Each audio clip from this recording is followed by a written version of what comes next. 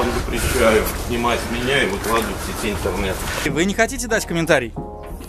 Может, все-таки дадите?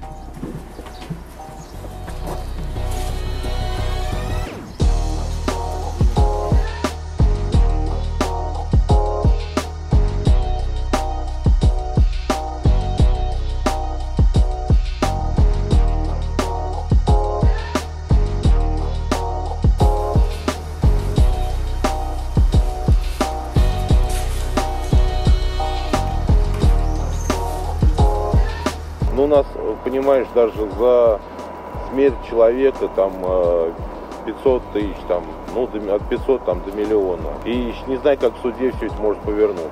Потом может повернуться, ты на него наехал.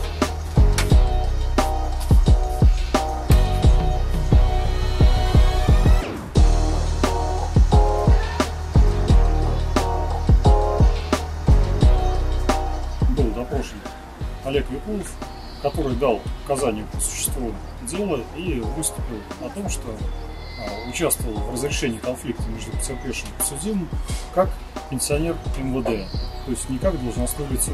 Я выступал с вами не как начальник отдела по профилактике, а как простой гражданин. Может быть, как пенсионер МВД. Олег Викулов сказал, что он со мной встречался как частное лицо, хотя на момент встреч, который он же назначал мне неоднократно, он представлялся должностным лицом и выполнял непосредственно просьбу Кувайцева Виктора Николаевича.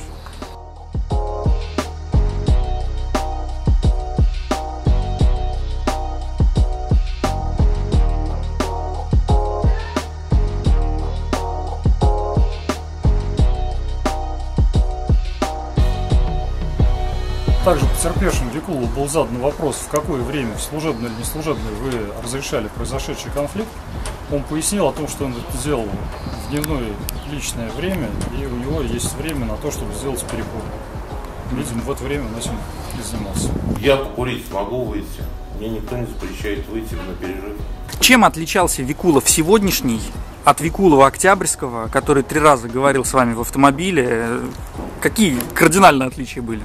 Ну, на тот момент он пытался меня к себе расположить, а сегодня, наоборот, он вел себя более агрессивно и пытался задать мне характеристику отрицательную.